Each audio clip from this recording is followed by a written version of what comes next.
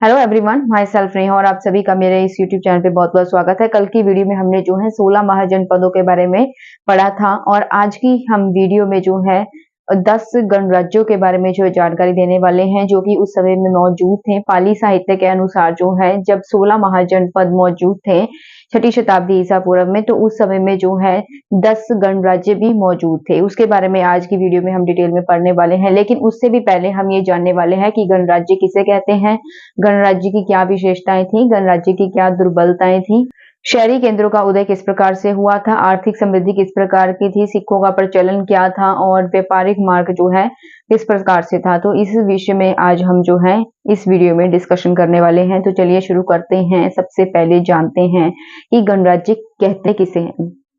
तो चलिए जानते हैं गणतंत्र और राजतंत्र में क्या अंतर था।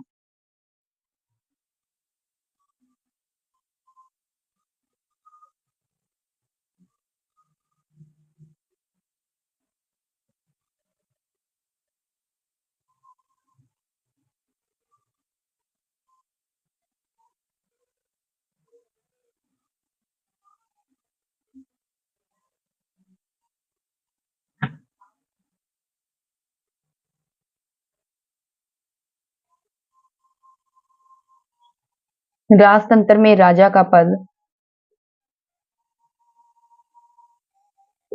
वंशानुगत था।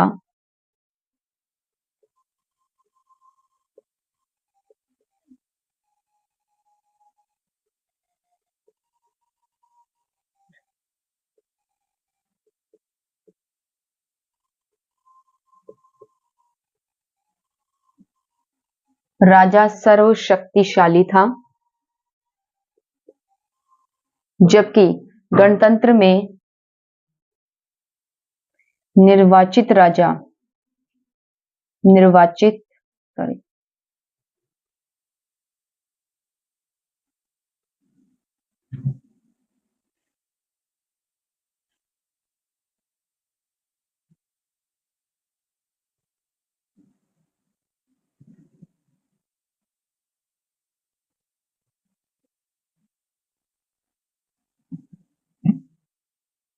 ठीक है। तो जो राजा था, राजा का पद जो है राजतंत्र में वंशानुगत होता था, पीढ़ी दर पीढ़ी जो है इनका वंश चलता था और राजा जो था वह सर्वशक्तिशाली था। ठीक है। जबकि जो गणतंत्र है इसमें क्या था, निर्वाचित राजा। निर्वाचित का मतलब होता है चुना हुआ राजा। ठीक है। जैसे आज के टाइम में भी हम क्या करते हैं, इलेक्शन होते हैं, जब हम वोट डाल के आते हैं तो अपने मनपसंद नेता को वोट डालते हैं, जिसकी वोट ज्यादा होती है वही जीतता है। इसी प्रकार से जो है निर्वाचित राजा, जो चुना हुआ राजा होता था, वह गण का प्रधान होता था और जो उसकी शक्ति है, उसकी शक्ति जो होती थी वो सीमित होती थी।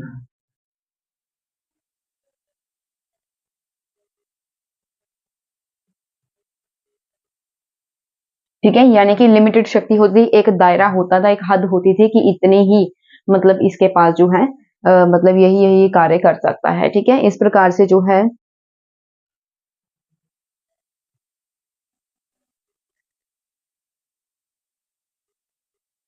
गणतंत्र में शासन का जो नियंत्रण था,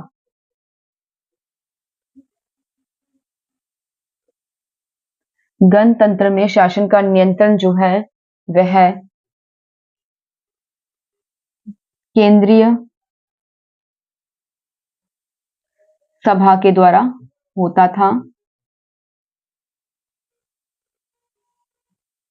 ठीक है। जो राजतंत्र है, राजतंत्र में क्या होता था कि जो राजा होता था, ठीक है, उसकी एक अपनी शक्ति, अपनी सेना होती थी। राजा की अपनी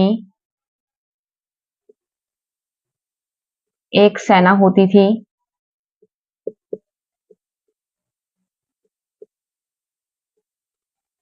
ठीक है। और साथ ही का भी अधिकार प्राप्त था, कर वसूलने का अधिकार प्राप्त होता था। लेकिन जो गणतंत्र है इसमें क्या था जो भी सभी प्रमुख व्यक्ति होते थे, जो भी में अधिकारी या बड़े-बड़े जो अमीर लोग होते थे या जो सरदार लोग होते थे, ठीक है, जो कि उच्च पद पे विराजमान थे, उन सभी को जो है सेना रखने का अधिकार था। सभी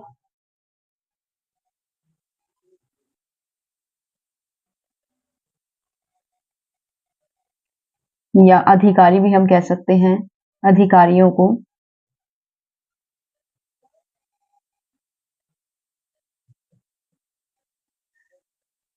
कर वसूलने का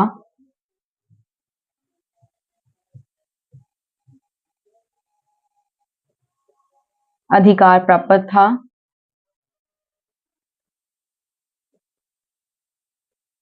उनकी अपनी ही एक सेना होती थी,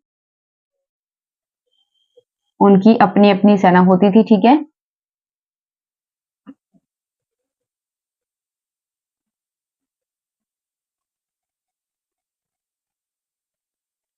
और वह उनके अपने ही शाही खजाने होते थे।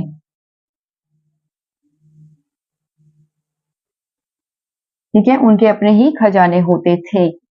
तो यहाँ से ये बात क्लियर होगी कि जो राजतंत्र है, ठीक है, उसका जो पद था वह वंशानुगत था, यानी पीढ़ी दर पीढ़ी चलते थे। जैसे राजा गद्दी पे बैठा, उसके बाद उसका पुत्र गद्दी पे बैठेगा, उसके बाद उसका पुत्र गद्दी पे बैठेगा, ठीक है। तो राजा की शक्ति जो है सर्वशक्तिशाली सबसे ज्यादा पावर थी।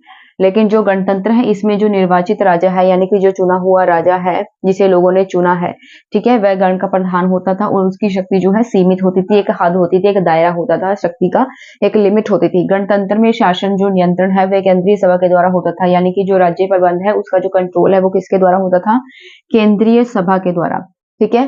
जो राजतंत्र है, राजा की अपनी एक सेना होती थी जो कि कर वसूलती थी और कर वसूलने का भी उसे अधिकार था, राजा की अपनी एक सेना है। लेकिन जो गणतंत्र है उसमें सभी जो है मुख्य व्यक्ति जो थे, जो कि उच्च पदों पे अधिकारी नियुक्त थे, उनको कर वसूलने का भी अधिकार था। उनकी अपनी अपनी सेना होती थी, उनके अपने अपने खजाने होते थे। इसके बाद जो है राजतंत्र में जो पुरोहित लोग थे, ठीक है, पुरोहित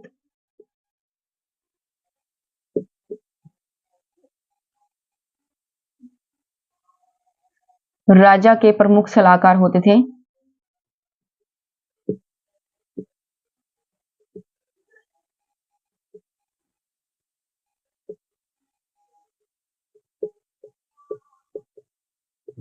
ठीक है, जो पुरोहित लोग थे वह राजा के प्रमुख सलाहकार होते थे। लेकिन जो गणतंत्र है, इसमें क्या होता था? पुरोहितों की स्थिति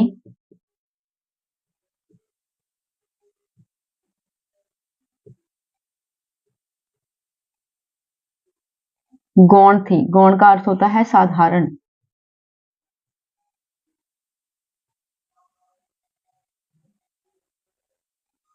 ठीक है, जो राजतंत्र था उसमें जो है पुरोहित राजा के सलाहकार होते थे, जो कि राजा को सलाह मशवरा देते थे कोई भी डिसीजन लेने के समय में, ठीक है। लेकिन जो गणतंत्र है उसमें जो पुरोहित है उनकी स्थिति सामान्य होगी, साधारण होगी थी। मतलब जो पुरोहित लोग हैं उनको कोई खास दर्जा नहीं दिया जाता था, बिल्कुल आम दर्जा दिया जाता था। वास्तव में हम देखते हैं कि जो गणतंत्र है, ठीक है, वह क्या है? एक तरह से कुलीन तंत्र है। कुलीन तंत्र वास्तव में भारतीय गणतंत्र गणतंत्र नहीं थे बल्कि कुलीन तंत्र, बल्कि कुलीन तंत्र थे।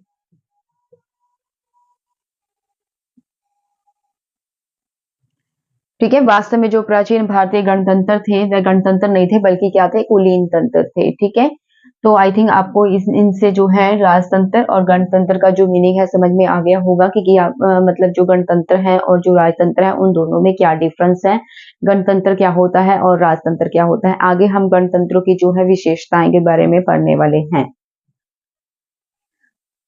तो गणतंत्रों की क्या क्या विशेषताएं थी, क्या क्या खासियत थी? जो गण राज्य होते थे, गणतंत्र होते थे, उनमें क्या क्या खासियत होती थी, क्या क्या गुण होते थे? ठीक है, गण में जो है राजा गण का प्रधान होता था,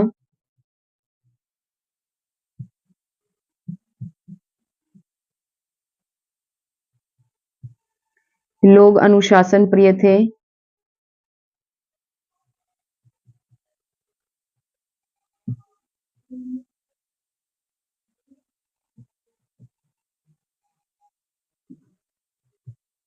लोगों के हित में न्याय होता था।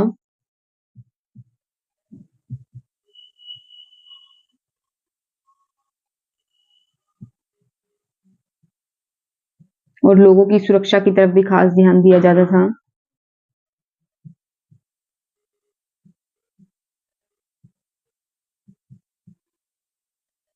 ठीक है।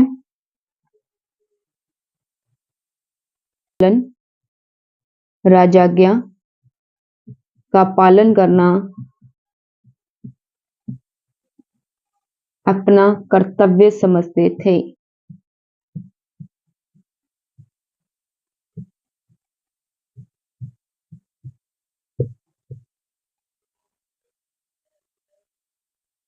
युद्ध बहुत कम होते थे।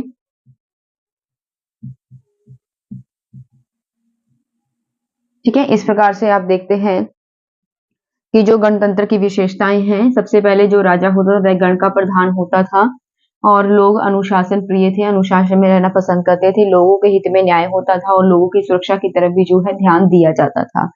राजाज्ञा का पालन करना जो है लोग अपना परम कर्तव्य समझते थे और युद्ध बहुत ही ज्यादा कम होते थे उस समय में। ठीक है, तो ये थी गणतंत्रों की विशेषताएं। आगे हम पढ़ने वाले हैं जो गणतंत्र थे, कौन कौन से दो गणतंत्र हैं जो उस समय में बहुत ज्यादा फेमस थे, तो उसके बारे में हम डिटेल में पढ़ेंगे। तो इसी दौरान जो है दो गणतंत्र शाक्य गण और लिच्छवी गण, शाक्य गण और लिच्छवी गण, उस समय दो जो गणतंत्र थे, ठीक है, जो बहुत ही ज्यादा प्रसिद्ध थे, उनके बारे में हम आगे डिटेल में पढ़ने वाले हैं। उस समय जो है दो गणराज्य बहुत ही ज्यादा महत्वपूर्ण थे, लिच्छवी गण और शाक्य गण। तो चलिए पढ़ते हैं जो शाक्य गण था उसमें क्या था। जो शाक्य गण था, शाक्य गण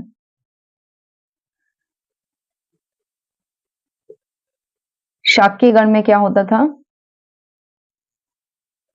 इसमें निर्वाचित राजा होता था। निर्वाचित का अर्थ होता है चुना हुआ, निर्वाचित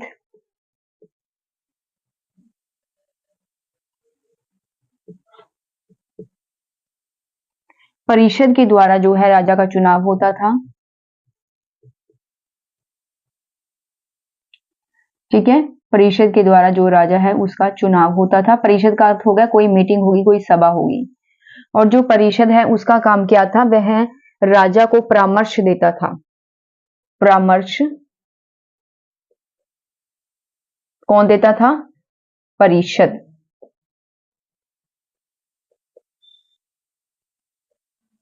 ठीक है, और इनका काम क्या था, परिषद का काम राजा पर नियंत्रण रखना, राजा पर नियंत्रण रखना। ठीक है, जो शाक्य गण था इसमें जो है निर्वाचित राजा होता था, यानी कि राजा को चुना जाता था।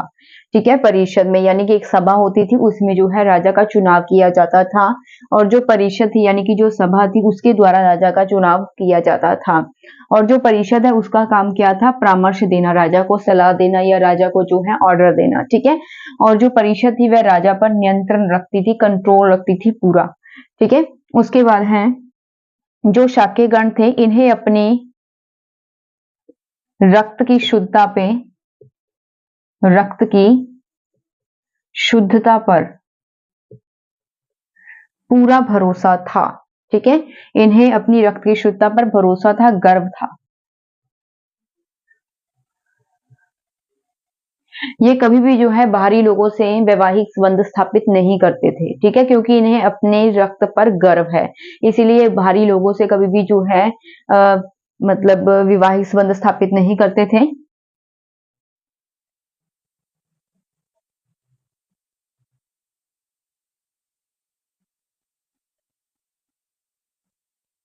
स्थापित नहीं करते थे, किनसे, बाहरी लोगों से।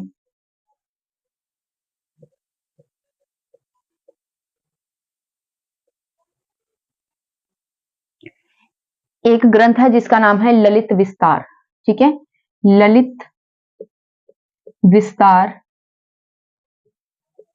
नामक एक ग्रंथ है जिससे हमें पता चलता है कि उस समय जो शाक्य गण की जो परिषद होती थी उसमें टोटल 500 सदस्य होते थे।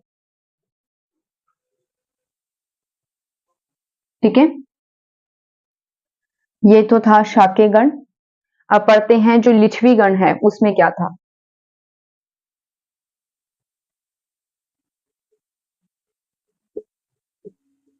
लिच्छवी गण,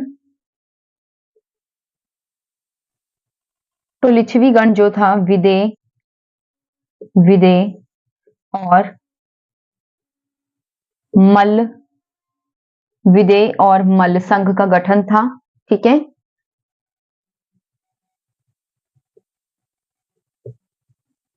लेकिन इनमें सबसे महत्वपूर्ण थे लिच्छवी गण। लिच्छवी गण, इसकी जो केंद्रीय सभा थी उसमें टोटल 7,707 मेंबर होते थे। केंद्रीय सभा में, केंद्रीय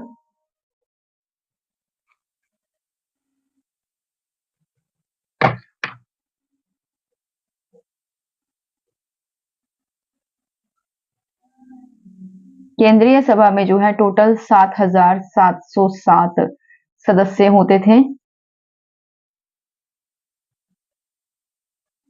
इसकी जो केंद्रीय कार्यकारिणी थी जो कि कार्य करती थी उसमें केंद्रीय कौन कौन शामिल था।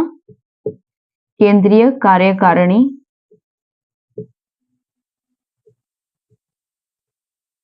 राजा, उपराजा, सेनानी और कोषाध्यक्ष। ठीक है, मैं आपको अभी जो फुल डिटेल में जो है समझाऊंगी भी साथ में, इसीलिए थोड़ा सा मतलब पेशेंस रखना है। ठीक है, और वीडियो को पूरा देखना है आपने। तो इसीलिए जो मतलब लिच्छवी गण है इसमें क्या होता था कि जो सभा होती थी उसमें महत्वपूर्ण प्रश्नों पर, महत्वपूर्ण प्रश्नों पर जो है वाद विवाद भी होता था। प्रश्नों पर वाद विवाद, ठीक है, वाद विवाद भी होता था। जो महत्वपूर्ण प्रश्न होते थे आपस में बहस होती थी, मतलब जैसे अलग अलग तरह के विद्वान होते हैं ना एक सभा में। ठीक है, तो वो अपने अपने तरीके से जो है किसी चीज का आंसर देते हैं, तो कई बार बहस भी कर बैठते हैं। ठीक है, क्योंकि हर एक व्यक्ति मतलब ऐसा मानता है कि उसे ज्यादा ज्ञान है। ठीक है, तो इस प्रकार से जो है कई बार जो है वाद विवाद होता था, तो बहस भी हो जाती थी। इसके साथ ही जो है यह न्याय व्यवस्था पे ज्यादा बल देते थे। न्याय व्यवस्था पर बल देते थे, और इनकी जो न्याय व्यवस्था थी ना वह परंपरा पर आधारित थी। परंपरा पर आधारित। ठीक है, तो ये थे तो लिच्छवी गण। लिच्छवी गण में क्या था, लिच्छवी गण जो है विदेह और मल्ल संघ का क्या था, गठन था। ठीक है, दोनों को मिलाकर जो है लिच्छवी गण बना। और सबसे महत्वपूर्ण इसमें जो है लिच्छवी गण थे। केंद्रीय सभा के अंदर अगर कोई मीटिंग होती थी ना, सभा का मतलब होता है कोई मीटिंग, अगर कोई मीटिंग होती है तो उसमें कितने टोटल सदस्य होते थे, 7,707 जो है सदस्य होते थे उसमें। जैसे कि इसमें जो शाक्यगण है इसमें 500 सदस्य हैं। ठीक है, लेकिन इसमें 7,707 सदस्य हैं, तो आप अंदाजा लगा सकते हैं कि कितनी बड़ी मीटिंग होगी, मतलब उसमें कितने सारे मेंबर्स हैं। ठीक है, वहां पर और केंद्रीय कार्यकारिणी जो कि काम करते थे वहां पर। ठीक है, कौन कौन से मुख्य मेंबर होते थे, एक तो राजा होता था, एक उपराजा होता था, यानी कि राजा के बाद इसे राजा बनाया जाता था। ठीक है, तो एक राजा, एक उपराजा, एक सेनानी जो कि सेना का मुख्यमंत्री होता था, जो कि सेना की अगुवाई करता था। ठीक है, तो एक सेनानी हो गया, और एक होता है कोषाध्यक्ष। कोषाध्यक्ष होता है जिसके पास शाही खजाने का डिपार्टमेंट होता है, सारे पैसे का लेखा जोखा। ठीक है, तो मतलब जो शाही खजाना होता है राज्य महल का, ठीक है, उसे कोषाध्यक्ष कहा जाता है। और इसके अलावा जो महत्वपूर्ण प्रश्नों पर जो है इस मीटिंग में वाद विवाद होता था। और इसके बाद जो है न्याय व्यवस्था पर जो है बल दिया जाता था, मतलब वह न्याय पर जो है ज्यादा जोर देते थे, न्याय व्यवस्था पर, ठीक है। इसके अलावा जो है परंपरा पर, जो इनकी जो न्याय व्यवस्था थी ना, वो अपने जो पीढ़ी दर पीढ़ी जो परंपरा चलती आ रही थी, मतलब किस बेस पे उन्होंने जो है न्याय देना है, ठीक है, तो उसी प्रकार से उनकी जो परंपरा थी, ठीक है, उसी के अकॉर्डिंग जो है वो न्याय देते थे। इसके अलावा जो है अब हम पढ़ने वाले हैं, तो ये तो दो शाक्यगण और लिच्छवीगण, ये महत्वपूर्ण गणराज्य थे उस समय के, ठीक है। अब हम पढ़ते हैं कि जो गणतंत्र था, यानी कि जो गणराज्य था, उसमें क्या क्या दुर्बलताएं थी, ठीक है, क्या क्या मतलब उसके अंदर जो है खामियां थी, कमियां थी, दुर्बलताएं, गणराज्य में क्या क्या दुर्बलताएं थी। तो जो ये गणराज्य थे, ठीक है, ये असल मायने में क्या थे, एक कुलीन तंत्र थे, कुलीन तंत्र, ठीक है। जो गणराज्य होते थे, इनका आकार छोटा होता था, आकार कैसा होता था, छोटा, इसीलिए आसानी से ये साम्राज्यवाद के शिकार हो जाते थे। साम्राज्यवाद, अभी मैं आपको एक एक वर्ड का मीनिंग जो है समझाऊंगी, ताकि आपको अच्छे से इस चीज के बारे में नॉलेज हो जाए, अच्छे से इस चीज के बारे में समझ आए, ठीक है। अगर आपको एक बार ये चीजें समझ आ गई, तो आपको जो है दोबारा पढ़ने की जरूरत नहीं है, ठीक है। तो आपको ये चीजें उम्र भर याद रहेंगी, आप किसी दूसरे को भी जो है ये चीजें समझा सकते हो। तो जो गणराज्य है, इनमें क्या क्या दुर्बलताएं थी, कि ये कुलीन तंत्र था, इनका आकार छोटा होता था, तो आकार छोटा होने के कारण जो है ये साम्राज्यवाद के शिकार हो जाते थे। इसी के साथ ही जो है इनके जो साधन होते थे, सैनिक साधन, सैनिक साधन जो थे, और जो आर्थिक साधन थे, वो सीमित होते थे,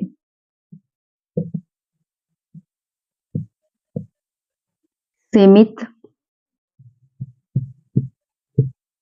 ठीक है, होते थे। जो ये गणराज्य था, इसमें आपस में वैर विरोध की भावना, वैर विरोध की भावना जो है विद्यमान थी, यानी कि मौजूद थी,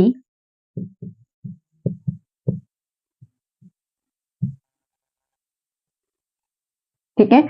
जो गणराज्य थे, इनमें क्या क्या खामियां थी, क्या क्या इनमें दुर्बलताएं थी, कि ये कुलीन तंत्र तो होता था, यानी कि ये राजतंत्र नहीं होता था, कुलीन तंत्र तो होता था एक तरह से, क्योंकि इसमें जो आम जनता थी, आम जनता, जनसाधारण की, जनसाधारण की प्रशासन में कोई भागीदारी नहीं होती थी,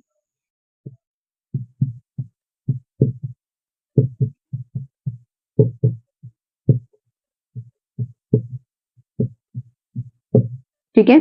तो यानी कि जो आम जनता थी, वह प्रशासन में कोई उनका कोई पार्टिसिपेट, कोई रोल नहीं होता था, ठीक है।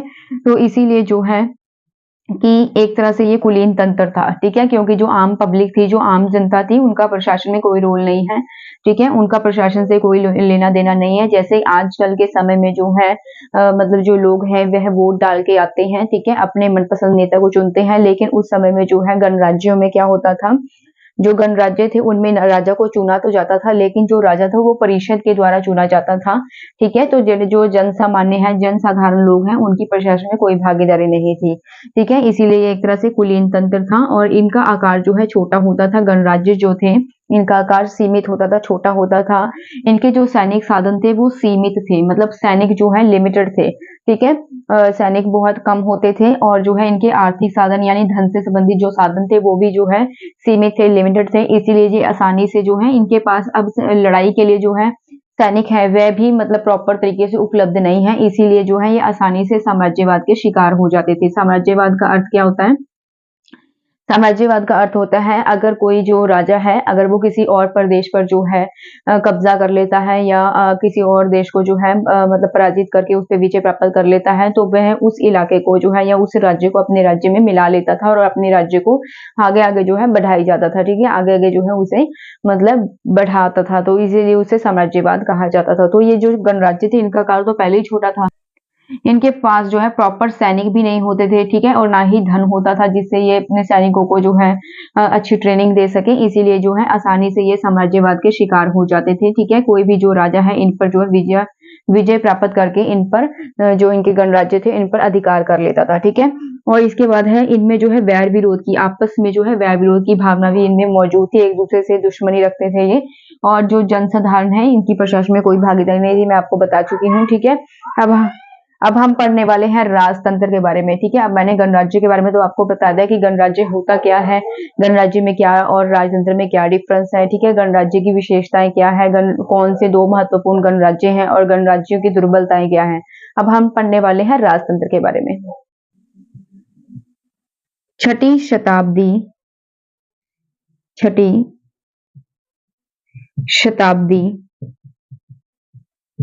ईसा पूर्व में कई ऐसे भी गणराज्य थे, छठी शताब्दी ईसा पूर्व कई महाजनपद ऐसे होते थे जहां पर जो है गणराज्य होता था, लेकिन कई महाजनपद जो है इस प्रकार के थे जहां पर राजतंत्रात्मक प्रणाली मौजूद थी, यानी कि राजतंत्र था। ठीक है, तो जो छठी शताब्दी ईसा पूर्व में कई महाजनपद जहां पर क्या है राजतंत्र होता था, वे कौन कौन से थे? अंग,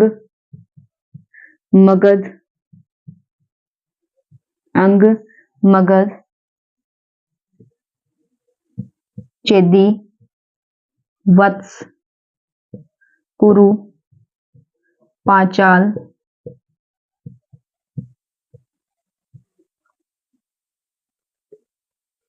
अस्सक, अवंती, गांधार, कंबोज। ठीक है, 1 2 3 4 5 6 7 8 9 10 11 अंग, मगध, काशी, कौशल,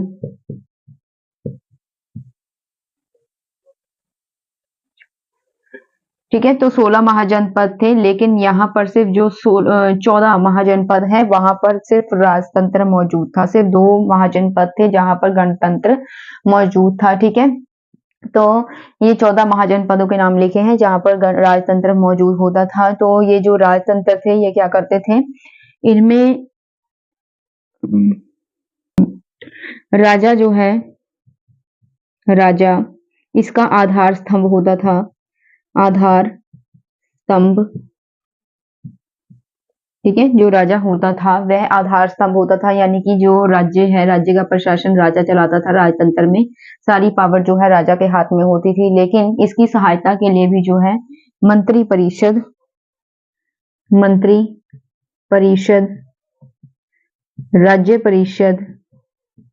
राज्य परिषद तथा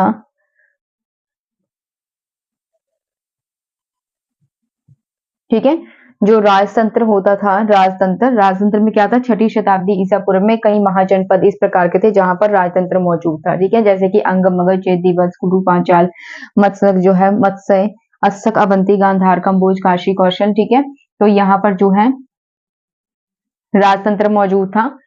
जो राजा था, ठीक है, वो क्या होता था, आधार स्तंभ होता था, क्योंकि जो राजा होता था वही मतलब जो है राज्य में प्रशासन मतलब चलाता था, सारी पावर जो राजा के हाथ में होती थी। ठीक है, जो मंत्री परिषद होता था, लेकिन जो राजा है वह मंत्री परिषद, राज्य परिषद और कर्मचारी की सहायता भी लेता था जो है प्रशासन चलाने में।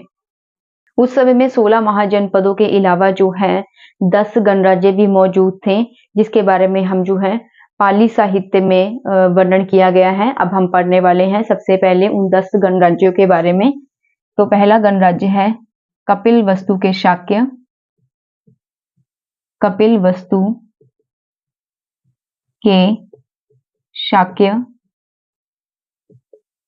ये जो गणराज्य था यह आधुनिक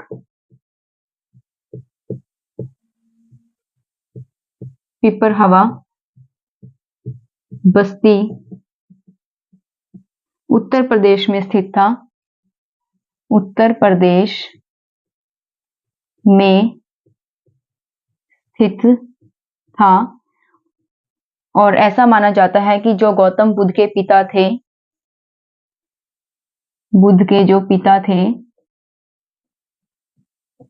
वो यहाँ के गणराजा थे।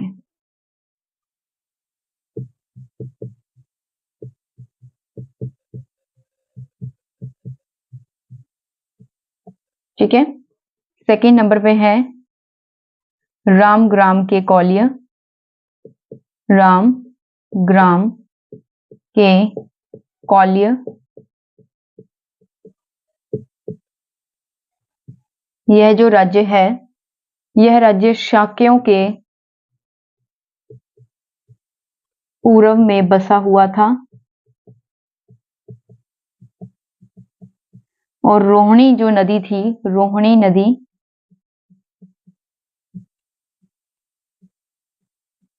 वो एक विभाजक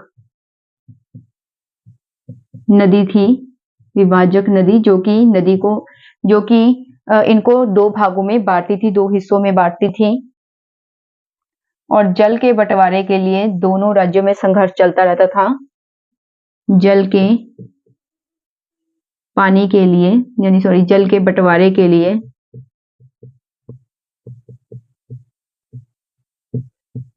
ठीक है, दोनों में संघर्ष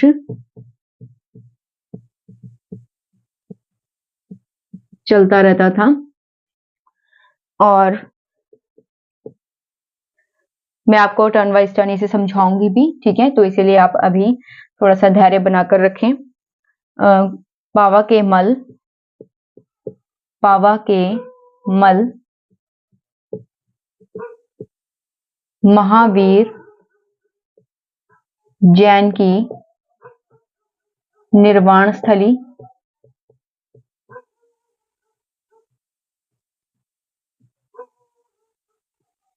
कुशीनारा के मल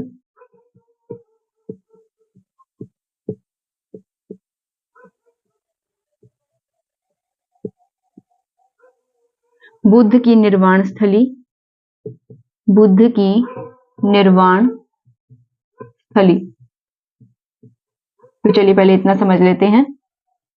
कपिलवस्तु के शाक्य जो गणराज्य था, ये आधुनिक पिपरहवा, ठीक है, में उत्तर प्रदेश में स्थित था। और बुद्ध के पिता, ऐसा माना जाता है कि जो बुद्ध के पिता थे महात्मा बुद्ध, जो कि बौद्ध धर्म के जो है माने गए हैं, तो वो बुद्ध के पिता थे, वो यहाँ के गणराजा होते थे, ठीक है। रामग्राम के कौलिय, शाक्यों के पूर्व में बसा हुआ था ये। और ये जो प्रदेश था, ठीक है, ये रोहिणी नदी जो थी, इनको दो भागों में बांटती थी और नदी जल के बंटवारे के लिए दोनों में संघर्ष चलते रहते थे, जो दोनों राज्य थे उनमें संघर्ष चलते रहते थे। उसके बाद है पावा के मल, ये महावीर जैन की निर्वाण स्थल थी, जहां पर जो जैन धर्म के 24वें तीर्थंकर थे महावीर जैन, उनकी निर्वाण स्थल थी, जहां पर उन्होंने प्राण त्यागे थे। उसके बाद है कुशीनारा के मल, यह है बुद्ध की निर्वाण स्थली थी, जहां पर महात्मा बुद्ध ने अपने प्राण त्यागे थे। तो आगे पढ़ते हैं। मिथिला के विदेह, मिथिला के विदेह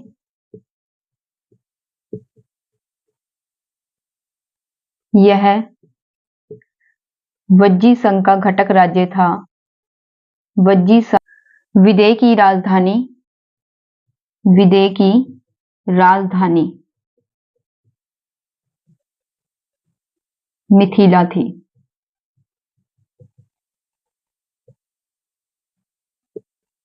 पिपली वन के मौर्य,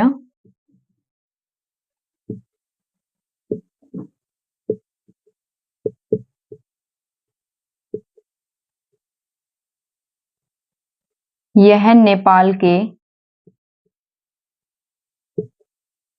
तराई में स्थित था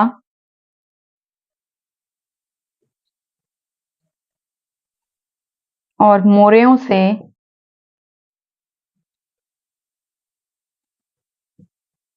मौर्यों का संबंध जोड़ा जाता है।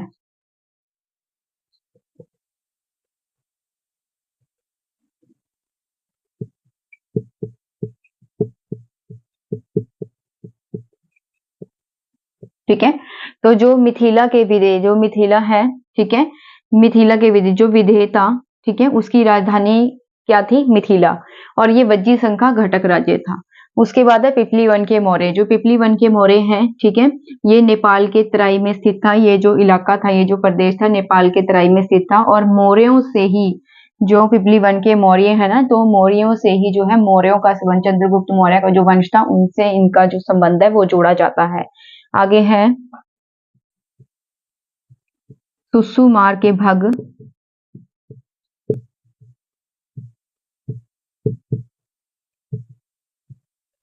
यह राज्य मिर्जापुर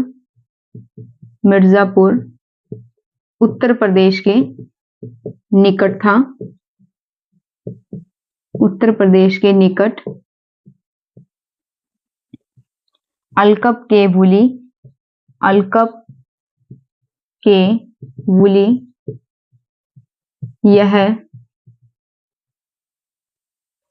यह जो प्रदेश था अलकप के वुली, जो वुली है वुली, यह अलकप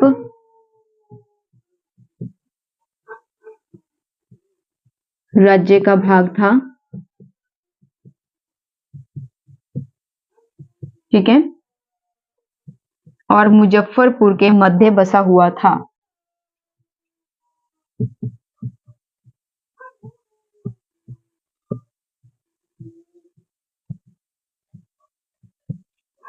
ठीक है, सुसुमार के भग था जो ये मिर्जापुर उत्तर प्रदेश के निकट था। ये जो राज्य था अलकप के वुली जो है, ये गणराज्य वुली या अलकप राज्य का भाग था, यानी कि जो अलकप राज्य है इसका भाग था वुली, इसका एक हिस्सा था। यह शाहबाद और मुजफ्फरपुर के बीच में बसा हुआ था। ठीक है, आगे है राजपूत के कालाम। यह छोटा गणराज्य था और जो आलार कलाम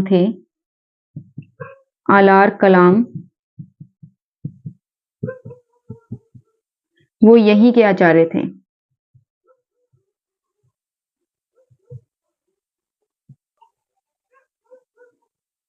अगला है वैशाली के लिच्छवी।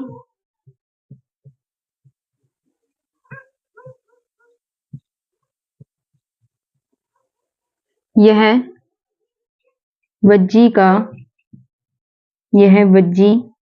का घटक राज्य था। ठीक है, तो ये जो केसपुत के कालाम है यह एक छोटा सा गणराज्य था और जो आलार कलाम है यहाँ के आचार्य थे। ठीक है, वैशाली के लिच्छवी यह वज्जी का घटक राज्य था। ठीक है, तो ये 10 जो है गणराज्य थे जो उस समय में जो है मौजूद थे। तो अब हम पढ़ने वाले हैं शहरी केंद्रों का उदय किस प्रकार से हुआ था। शहरी केंद्रों का उदय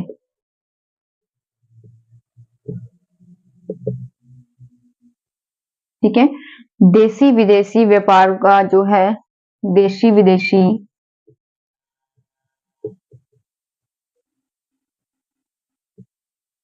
व्यापार से भी जो है शहरी केंद्रों का उदय हुआ।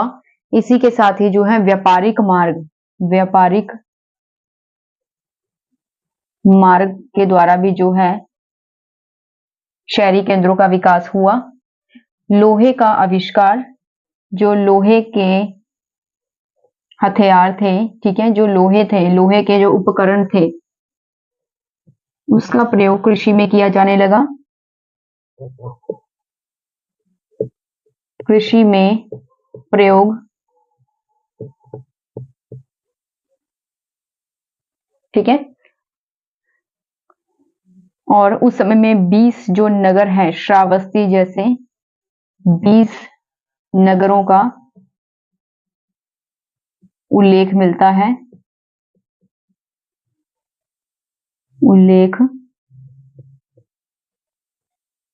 ठीक है, बुद्धकालीन कई नगर थे, जैसे बुद्धकालीन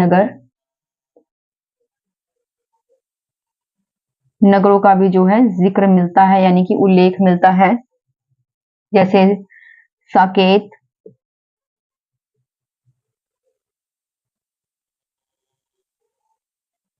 राजगृह, कौशाम्बी, श्रावस्ती, राजगृह, कौशाम्बी, श्रावस्ती, ठीक है, वाराणसी।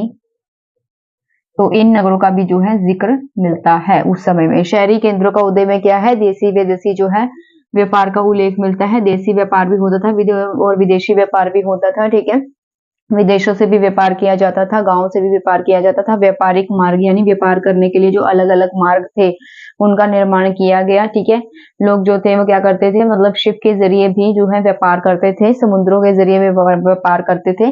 इसी के साथ ही जो है व्यापार करने के लिए सड़कों का निर्माण किया गया, ठीक है, और जो है अलग-अलग साधनों से व्यापार किया जाता था। उसके बाद है लोहे के उपकरण का आविष्कार हुआ, जिससे जो है कृषि में मतलब उपकरण बनने लगे, कृषि में इस्तेमाल किए जाने लगे वह लोहे के जो उपकरण थे, जिससे कृषि में भी बहुत ज़्यादा विकास हुआ।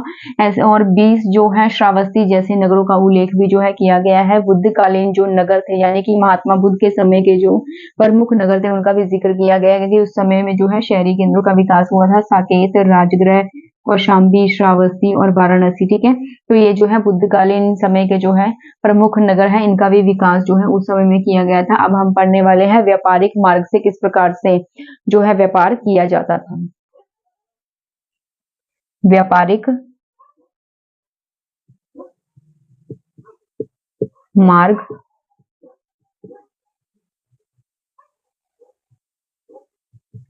तो जो लोग जो है स्थायी निवास या व्यापार करते थे उन्हें कहा जाता था श्रेष्ठी या वेणी।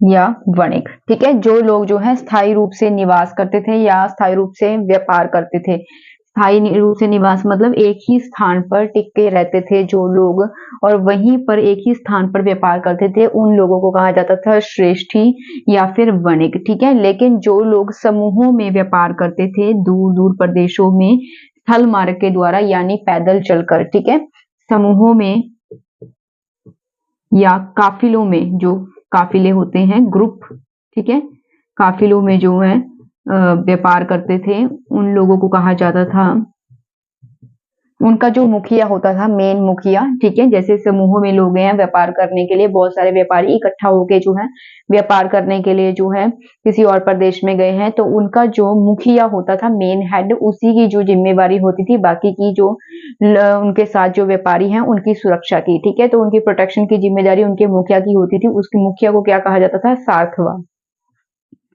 सार्थवा, ठीक है। इसी प्रकार से जो है जो लोग जल मार्ग के द्वारा व्यापार करते थे, जल मार्ग किसी हवाई जहाज के जरिए, जो कि पानी वाला जहाज होता है, ठीक है, तो उसके जरिए जल मार्ग के द्वारा जो लोग व्यापार करते थे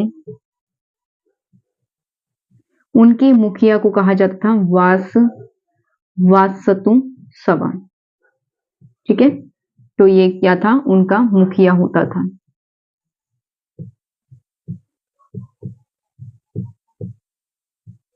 इसके अलावा जो लोग जो है ऋण की जो रकम थी, ऋण का मतलब होता है कर्ज, कर्ज की जो रकम थी वो कितनी थी, 15%, ठीक है, 15% जो होती थी ऋण की रकम। इसके अलावा जो है इसमें एक जो जातक कथा है, जातक कथा, ठीक है, मैंने आपको पिछली वीडियो में बताया था कि जातक कथा जो होती है वो बौद्ध धर्म में होती है, ठीक है। जितनी भी जातक कथा है वो बौद्ध धर्म में है, बौद्ध धर्म से रिलेटेड जो है ग्रंथ है, जिसमें महात्मा बुद्ध के जो है पिछले जन्म की पूर्व की कहानियां जो है बताई हुई है, ठीक है। तो जातक कथाओं में जो है वर्णन किया गया है कि उस समय में जो भारत के लोग थे वह बर्मा, लंका और बेबीलोनिया, लंका, बर्मा तथा बेबीलोनिया से व्यापार किया करते थे, ठीक है।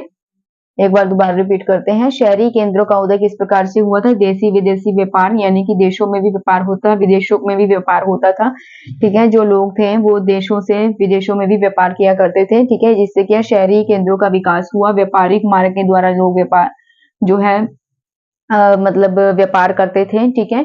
समुद्रों के जरिए व्यापार करते थे, ठीक है, और पैदल भी जो है व्यापार करते थे अलग अलग जो है शहरों में जाकर।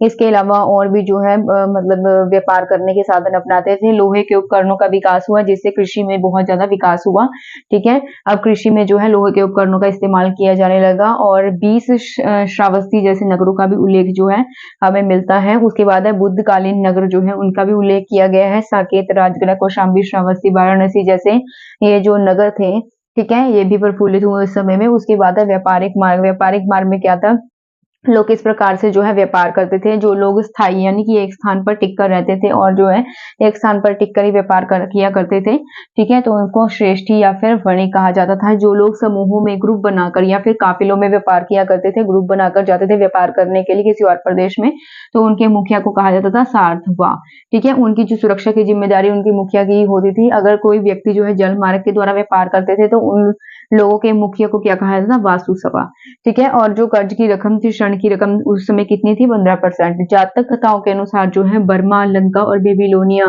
से जो है भारत के लोग व्यापार करते थे, ठीक है। अब बात करते हैं आर्थिक समृद्धि की। आर्थिक समृद्धि,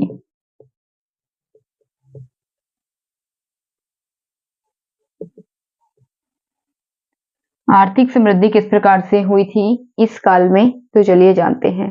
जो आर्थिक समृद्धि थी, इसमें जो है हमें वर्णन मिलता है कि जो सूत्रकाल है, सूत्रकाल, इससे हमें वर्णन मिलता है कि उस समय में जो, ठीक है, जो जौ थी उसकी दो किस्मों का वर्णन मिलता है, यवन और यवानी, ठीक है। ये जौ के दो प्रकार थे, यवन और यवानी। उसके बाद जो सूत्रकाल में चावल का उल्लेख मिलता है, 5 प्रकार के जो चावल हैं उसका वर्णन हमें मिलता है। कृष्ण ब्रीही, कृष्ण ब्रीही, महाब्रीही, महाब्रीही,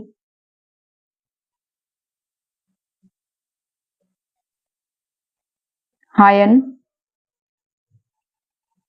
यवन और पष्टिक, ठीक है। जो सूत्रकाल है उसमें 5 प्रकार के जो हैं, सूत्रकाल में 5 प्रकार के चावल का वर्णन किया गया है। कृष्ण ब्रीही, महाब्रीही, हायन, यवन और पष्टिक। इसी प्रकार से सूत्रकाल में जो है जौ के 2 प्रकार बताए हैं, यव और यवानी, ठीक है। आगे हम पढ़ने वाले हैं जो जैन ग्रंथ और बौद्ध ग्रंथ में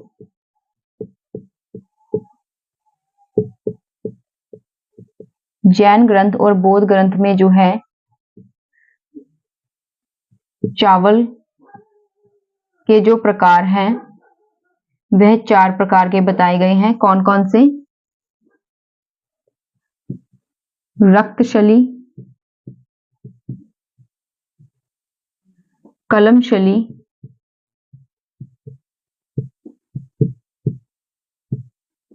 गंधशली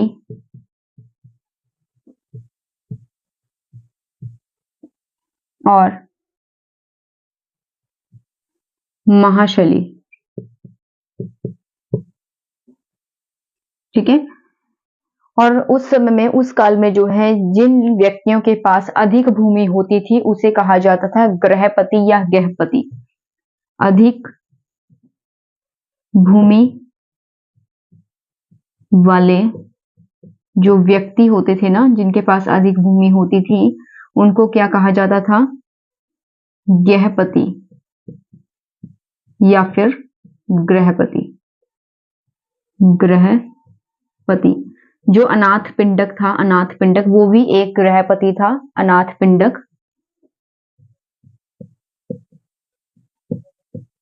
ठीक है, वह भी एक गृहपति था जिसके पास अधिक भूमि थी। तो उसने अपनी जो है भूमि को, जो बौद्ध संघ है, बौद्ध संघ में दान दिया था, ठीक है। तो जो अनाथ पिंडक था उसने क्या दान दिया था बौद्ध संघ में? जेतवन विहार, जेतवन विहार। ठीक है, अनाथ पिंडक ने जो है जेतवन विहार बौद्ध संघ में दान दिया था। इसके अलावा जो है अपने व्यापार की समृद्धि के लिए एक संस्कार किया जाता था, उस संस्कार का नाम क्या है? व्यापार की समृद्धि के लिए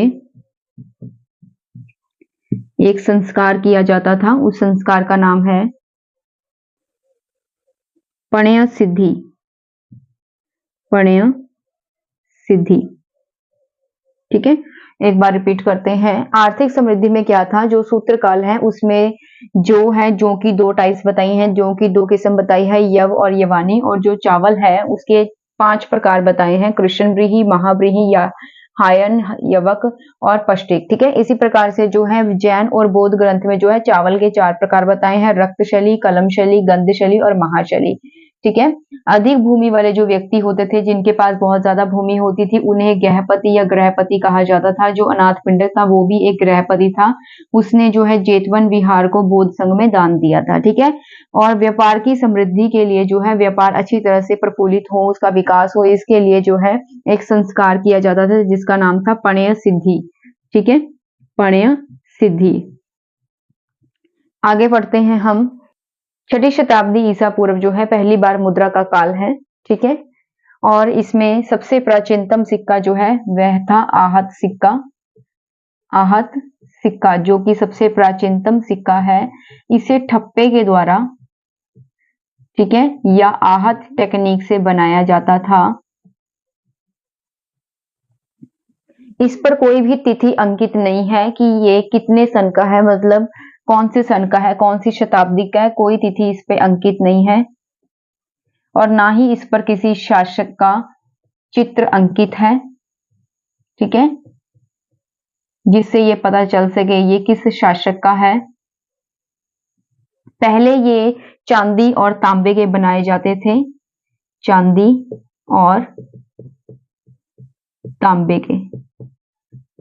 इन पर कुछ आकृतियां जो है बनी हुई हैं, आकृतियां जैसे कि अर्धचंद्र यानी कि आधा चंद्र, ठीक है, मछली इत्यादि जो है इन पर आकृतियां जो है बनी हुई हैं।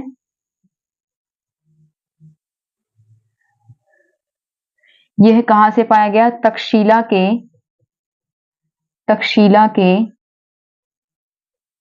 भिरदुह क्षेत्र से। ठीक है, सर्वप्रथम पाया गया, सर्वप्रथम पाया गया। और गोरखपुर, गोरखपुर जो प्राचीन पाटलिपुत्र है, गोरखपुर प्राचीन पाटलिपुत्र,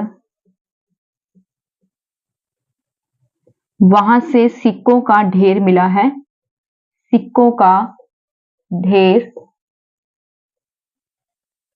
ठीक है, मिला है। और ऐसा माना जाता है कि ये सिक्कों का ढेर मिला है, यह नंद वंश के शासकों के समय का है। ठीक है, इसके अलावा जो ये सिक्के हैं दक्षिण भारत को छोड़कर, दक्षिण भारत को छोड़कर बाकी सब जगहों से ये जो सिक्के पाए गए हैं। तो एक बार रिपीट करते हैं, जो सिक्कों का प्रचलन है, सबसे पहले जो सिक्का है ये वाला आहत सिक्का। ठीक है, 6ठी शताब्दी ईसा पूर्व में जो है मुद्रा का काल था सबसे पहले। और ये जो सिक्का है ये सबसे प्राचीन सिक्का है, जिसे आहत सिक्का के नाम से जाना जाता है। ये ठप्पे या फिर आहत के द्वारा बनाए जाते थे, इसीलिए जो है इन्हें आहत सिक्का भी कहते हैं। इन्हें पंचमार्क सिक्का भी कहा जाता था, पंचमार्क सिक्का। इसका जो आकार है, आकार वो अनिश्चित है, मतलब एक ही आकार नहीं है बल्कि अलग अलग टाइप्स के अलग अलग आकार के हैं। इस पर कोई भी तिथि अंकित नहीं है, कोई भी कि ये कितनी शताब्दी का है, कौन से सन का है, ठीक है। इस पे ना ही किसी शासक का चित्र है, ना ही किसी राजा का चित्र है, जिससे ये पता चल सके कि ये किसी राजा का जो है सिक्का है। और ये चांदी और तांबे के बनाए जाते थे, ठीक है। इस पर जो अर्धचंद्र यानी कि आधा चंद्रमा, मछली इत्यादि की जो आकृति छपी हुई है, तक्षशिला के बिरदू क्षेत्र से ये पाया गया पहली बार, ठीक है। तक्षशिला के बिरदू क्षेत्र से सबसे पहले ये पाया गया। और जो गोरखपुर जिला है जहां पर प्राचीन पाटलिपुत्र था, वहां पर सिक्कों का एक ढेर मिला है, ठीक है। ऐसा माना जाता है कि ये नंद वंश के शासकों का था, दक्षिण भारत को छोड़कर, ठीक है। जो दक्षिण भारत है उसको छोड़कर जो है संपूर्ण क्षेत्र से ये सिक्के पाए गए हैं। और जो पंचमार्क सिक्का भी इसे कहते हैं। और इसका जो आकार है वो क्या है, अनिश्चित है, मतलब कोई एक आकार नहीं है बल्कि अलग अलग साइज के जो है ये आकार इसमें पाए गए हैं। अब हम बात करते हैं प्रमुख सिक्कों की। प्रमुख सिक्के कौन कौन से थे उस समय में। करशापण, करशापण ये चांदी का सिक्का था, चांदी का सिक्का। शतमान ये भी चांदी का सिक्का था, चांदी का सिक्का जो कि 96 रति का था, यानी कि 11.1 ग्राम का। स्वर्ण पाद यह सोने का सिक्का था, सोने का सिक्का, ठीक है। पण धरण, पण धरण ये भी चांदी का सिक्का था।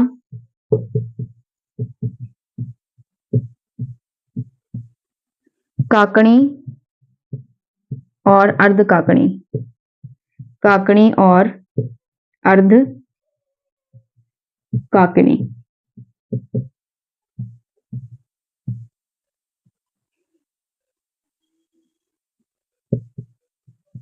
तांबे का सिक्का, मास्क सिक्का, मास्क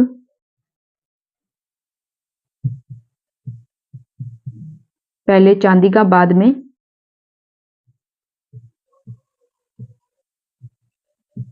तांबे का।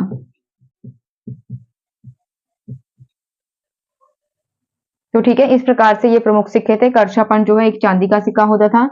शतमान चांदी का सिक्का होता था जो कि 96 रत्ती का यानी कि 11.1 ग्राम का होता था। स्वर्णपाद, ठीक है, ये सोने के सिक्के होते थे। पण और धन ये चांदी का सिक्का होता था। काकणी और अर्ध काकणी तांबे का सिक्का होता था। मास्क जो है ये चांदी का बाद में तांबे का सिक्का होता था, ठीक है। तो आपको ये वीडियो कैसी लगी है मुझे कमेंट सेक्शन में जरूर लिखेगा। और अगर आप इस चैनल पर नए हैं तो चैनल को सब्सक्राइब और लाइक जरूर कर दीजिएगा। धन्यवाद।